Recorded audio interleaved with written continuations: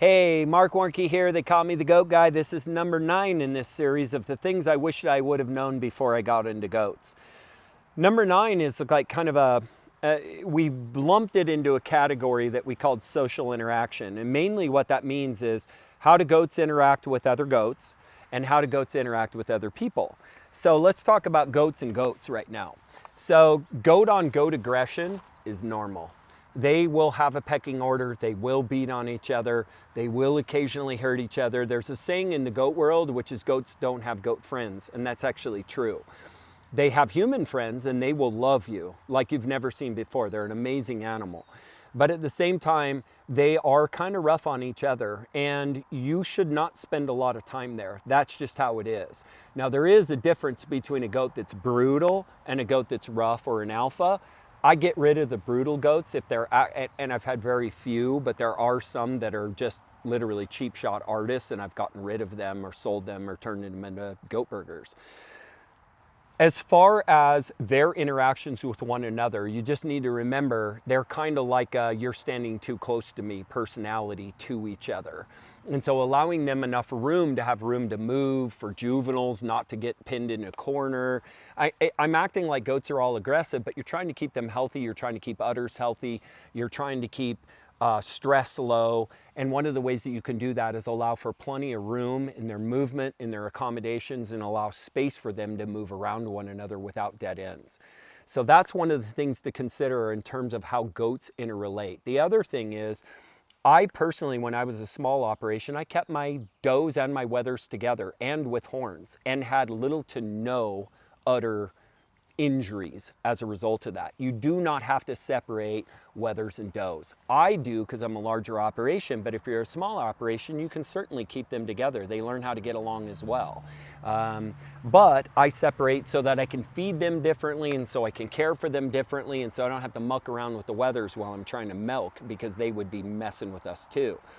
Now, the last thing that I want to speak to in terms of socialization is interactions with human beings. Goats do a great job of interacting with one another. Humans actually do a pretty poor job. Humans assume that goats, number one, are something that you can immediately walk up to and touch their horns. For some reason, it's something that we're attracted to, and the rule is never touch a goat on his horns. He will begin to try to communicate with you that way, and believe me, you don't want a 150-pound goat trying to communicate with you with his horns, or more importantly, to your children. So we always address the goat, and you should know I have a great video out there that'll show you how to both give a goat love in terms of how they like to be touched, in terms of where they're scratched and how I approach them. And that video will be in the link in the description below. So make sure you watch that video. And then I also have another video that tells you about my concerns, and they're valid, about playing with goats. Goats have a very difficult time seeing the difference between play and aggression.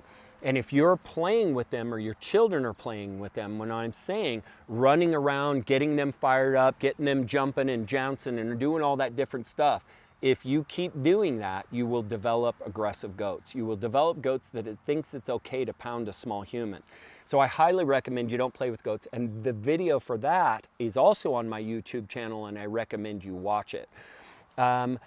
Most of the time, our interactions with goats are kindness, loving, petting, interacting, saying hello, those sorts of things. As far as reprimands go, there's only a couple of ways to reprimand a goat. You can't ever physically, because then they learn it's okay for you to be physical with them, which then means it's okay to them to be physical with a small human, and again, you're gonna have the problem. So we never manhandle a goat. We use a squirt bottle.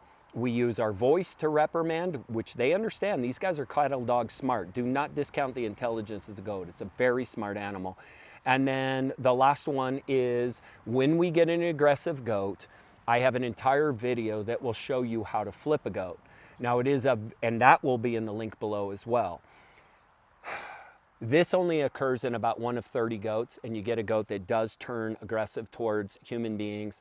Almost always it just is them posturing, kind of them throwing horns. If they get a little chance to kind of give you a little nudge, they will. That's what I consider an aggressive goat. That goat has 3 opportunities: to be put on his back and recover, and really I stop usually at 2.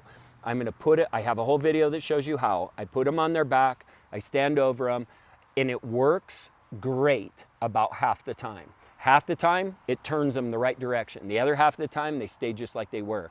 If they don't respond in about 2 flips, then you are going to discount that as an option to teach them that lesson in any kind of frequency. Now, I have had a goat, his name was General. He had bouts of aggression through his first 4 years. Every time I flipped him, done. Didn't do it for a year, and then got froggy, and I had to put him on his back again. That is more of the, hey, I'm going to use it more than twice scenario. That's the only time in raising almost 100 adult goats in my life and hundreds, and I mean literally thousands of babies. So that is not a common occurrence. It is not something that you should be doing any type of frequency. It is not a discipline or a reprimand. It is showing the goat that I am bigger and more dominant than you, and you cannot address human beings like that, and only about half of them learn that lesson in that moment. So do not keep doing it. It is one that you do once or twice, you see if they react to it positively. If they don't, then you're back to squirt bottle, reprimand, or turning them into tacos.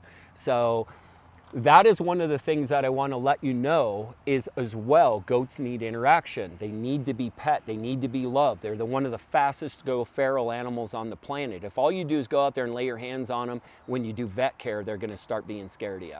So you need to be giving them love and reassuring. I'm not a big one on treats, but treats can be positive too. The problem is if you get a little kid with a treat in his hand, he's got 5 goats around him, he's getting dominated. So I don't really love treats except for to teach a goat to do something that they're having a hard time understanding. Getting up on the stand, here's a treat. Stuff like that, but I don't dole out treats because they end up becoming problematic.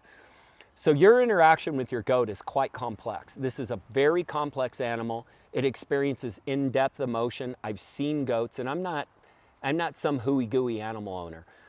Goats have depression. Goats have longing. Goats have difficulty. They are a very advanced intellect in an animal. So if you discount them as being something less than that, you're gonna miss it. Don't miss it. Goats are beautiful. They are so cool to interact with, and they will become as good of a pet as your dog, yet a utility animal that can give you milk and meat and babies and revenue and all those other things. Not saying dogs can't, but I'm saying that I have affinity more towards goats than I do my dogs because they bring so much tremendous value and lower maintenance, where a dog takes a fair amount of maintenance. But there are dog people that'll say, oh, don't say that, but that's how I feel. Anyway, I appreciate you. If you need other help with goats, PackGoats.com is where you can find me. Leave us a comment. Please share this with your friends, and go to PackGoats.com, get yourself educated, become a Goat Club member, get a course, do whatever you want to do. We have a really nice website that I know can be a great resource for you. So Marc Warnke, the Goat Guy, signing out. Make sure you remember to look at the links in the description because that'll help you out. All right, take care.